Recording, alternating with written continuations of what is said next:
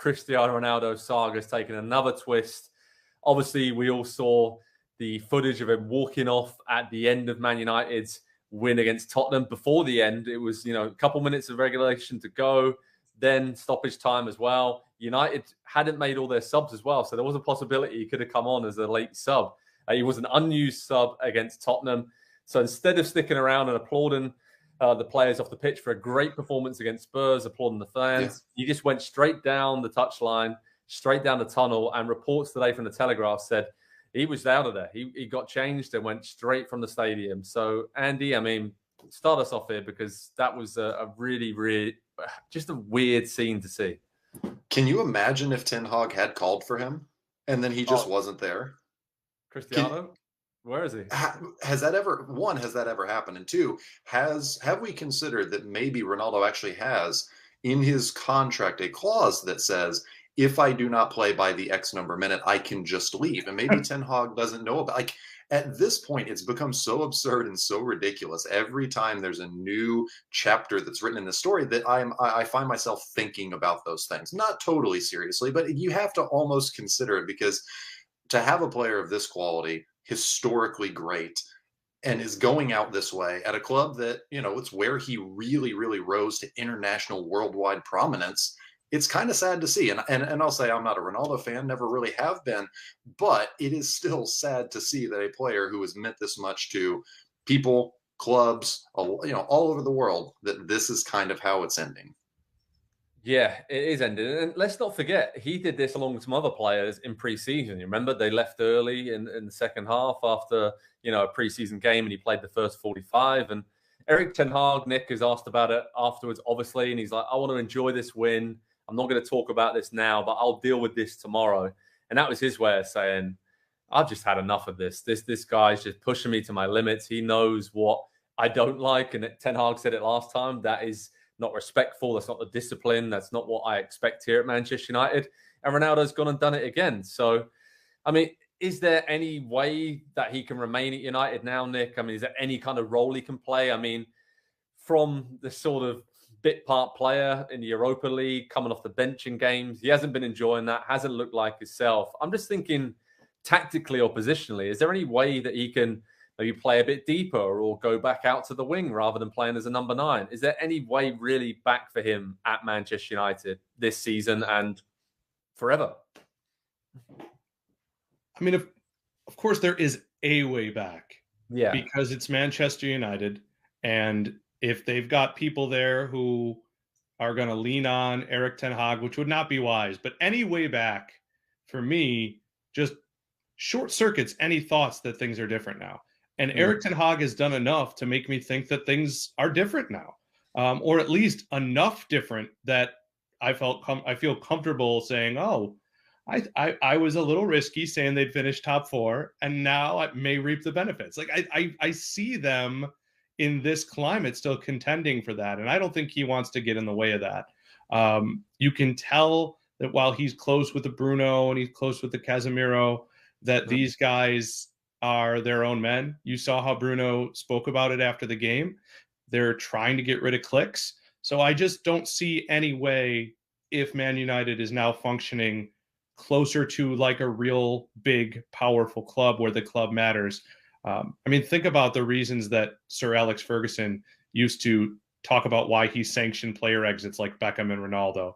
Can't be bigger than the club. Well, the only way that could have been worse yesterday, and this is how you can tell he was really mad, is he didn't take his shirt off when he was walking down that tunnel. Yeah, that's very true. Andy, what does this tell us about Erik ten Hag and how he's handled this whole situation? What does that tell us about Man United right now? Because like Nick said, heading into this weekend against Chelsea, big game at Stamford Bridge, they're only one place and 1 point off Chelsea. They're right there in the top 4 hunt. They've really turned things around after a tough start. And there's a new identity about this United team that Ronaldo just doesn't really fit into. And I think he knows that, right? That's why he's acting like this. Yeah, I think it's a big part of it. I think also the fact that he's just not getting what he wants, where he wants, when he wants, I think is also still, after 20 years of being that guy, that player, it's suddenly a very different world for him to live in right now. And to be at that club at the time that they're at, it felt like there was a path. There was an alternate universe where Ronaldo goes back to United last summer and he has a positive impact on the club, not on his own records, his own statistics, his own profile, where he is the veteran leader, willing to be the striker off the bench from the beginning, and brings along what was a fairly young squad at the time. It's gotten even younger under Erik ten Hag, and I agree with Nick. They are obviously moving in the right direction, and Ten Hag has figured some things out.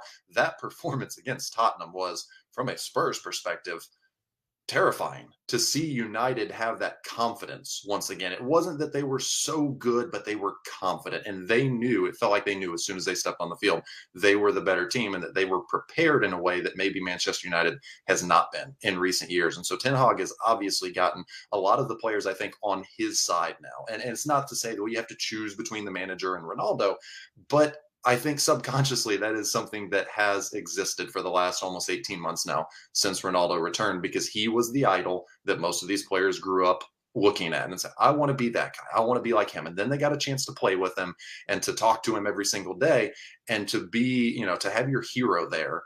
That's a difficult thing. And then you bring in a new manager who then has to combat that to get those play. It's just, there's a lot going on at Manchester United, and it feels like, at least right now, Erik ten Hag is doing a good job of navigating all of that, because other than Ronaldo, it's very quiet. It's really quiet coming out of United right now, and it's not been that way for years.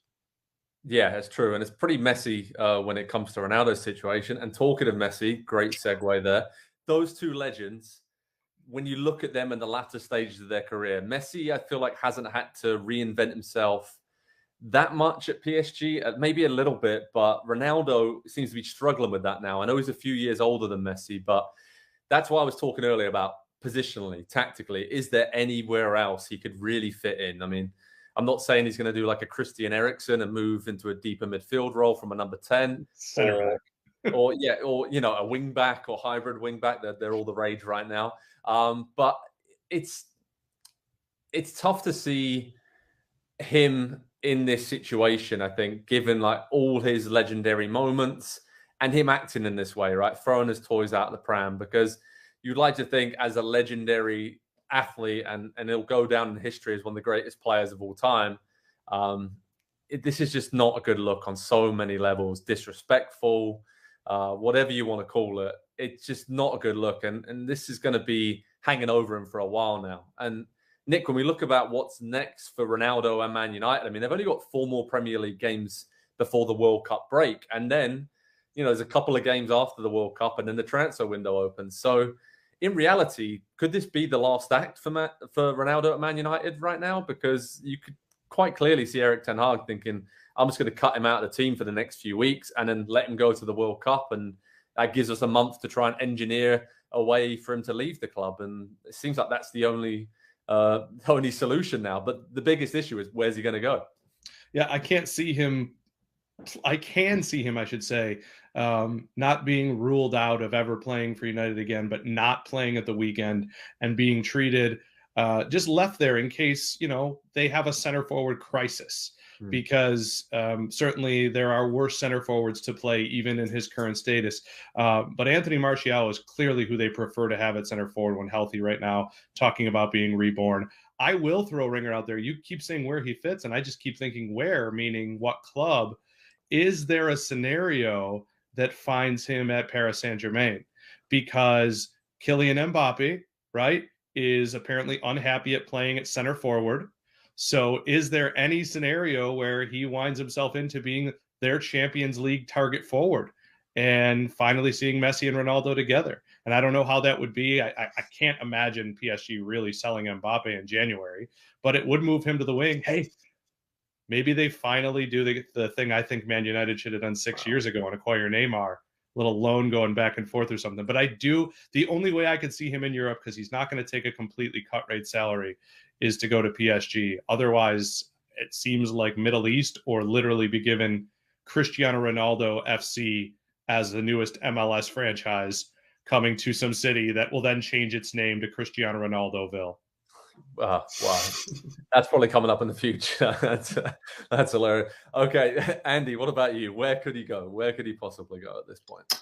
I still love the thought of him going back to Sporting. The money at this point, I'm sure he would love to make more money. I think he'll probably make a lot more money after he's done playing. And so if he has to take a bit of a discount right now to go be the person that everybody loves, that everybody celebrates, that everybody looks at and says, that's our hero, because that's not happening in Manchester right now. That's not even happening in the dressing room at Manchester United anymore. And like I just said, I think that was probably the case. It felt like there was everybody was in awe of him when he returned last year and came back to this team. And that's not the case anymore. So I think maybe it's just 6 months. Maybe this is the final season of his career, and post World Cup, 6 months back in Lisbon, and then he walks away from the game. I could really see that. He gets the send-off, the hero's send-off for 6 months that he deserves. Whether you like him or not, it's the kind of way to go out that a player of that caliber deserves. And I think it's really about the only place that he'll get it, because anywhere else he goes,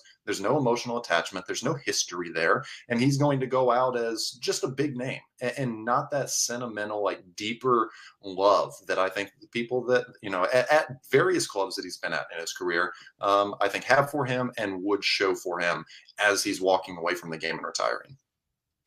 Yeah, it's going to be really interesting to see the reaction to him the next time Man United are playing at home at Old Trafford. Is he going to even be playing, even in the squad? We have to wait and see what Erik ten Hag says. But that love and devotion to Ronaldo from Man United fans seems like it's always going to be there. But this is going to test it, I think, this reaction to him and his actions to not being in the squad. I mean, it's easy enough to say, right, be a good team player, help your teammates out. But for someone who is so used to being the center of attention and being the main man, it's not something he's had a lot of practice with. So it's going to be a bit difficult for him. So over at Pro Soccer Talk on NBCSports.com, we'll keep you updated with all the latest news on Cristiano Ronaldo, where he's going, what Erik ten Hag's saying, is he going to feature again for Man United, and what is next for Cristiano Ronaldo, because it's been a really weird few months for him after saying he wanted to leave in the summer, sticking around, playing okay in some games, Man United figuring it out now without him, and now he's just kind of hanging out. And it's a very expensive way for Man United just to have a legend taking photos with fans on match days around Old Trafford, because essentially he's become a glorified mascot in recent weeks. And Ronaldo doesn't want that, Man United doesn't want that, and they've got to figure out one way or another for him to move on and move on themselves from, he's a legend, but now is the right time, it seems, to move on for everyone. Hi there, I'm Rebecca Lowe, studio host for NBC's coverage of the Premier League. Don't forget to hit subscribe to watch more videos all season long. For even more Premier League content, from original series to live matches, head over to Peacock and be sure to tune in for Premier League mornings every weekend on USA Network and on Peacock. We will see you over there.